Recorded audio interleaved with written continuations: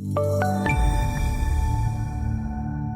soybeans were mixed. We're on hold right now waiting for new news. We've got the election coming up tomorrow and everyone's really moving to the sideline. It's really playing a major role in this market, and I think that there is the optimism is kind of a lot less from what we've seen lately.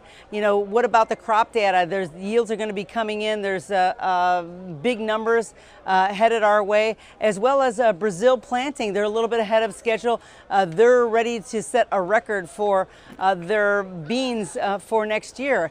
All that is going to weigh heavily on our markets, but without the election, without knowing exactly which way we're going to go, it's very difficult to determine how this market can push forward. Now, we're actually holding, since the run-up that there was going to be some resolution to the U.S.-China trade war, the market has kind of just is stuck in a small channel here.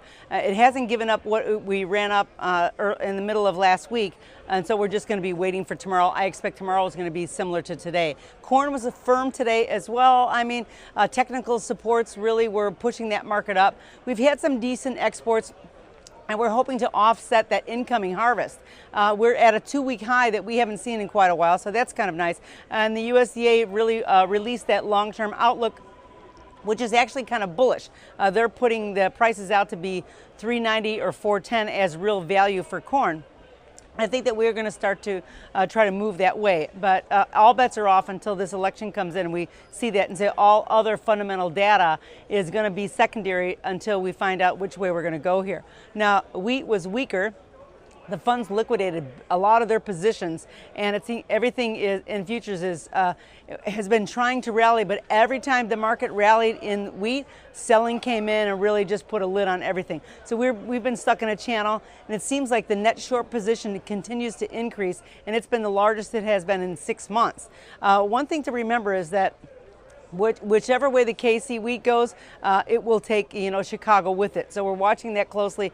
Some of that KC wheat, some of the fund managers are getting more short some of that KC wheat. So we have a little bit of an eye on that. Could that push that market through that big $5 support level? Possibly. At that point, it could be look out below. But nothing is going to happen until we find out what's going to happen with the election tomorrow. So I suspect that we're going to have a little bit more quiet day as well again tomorrow.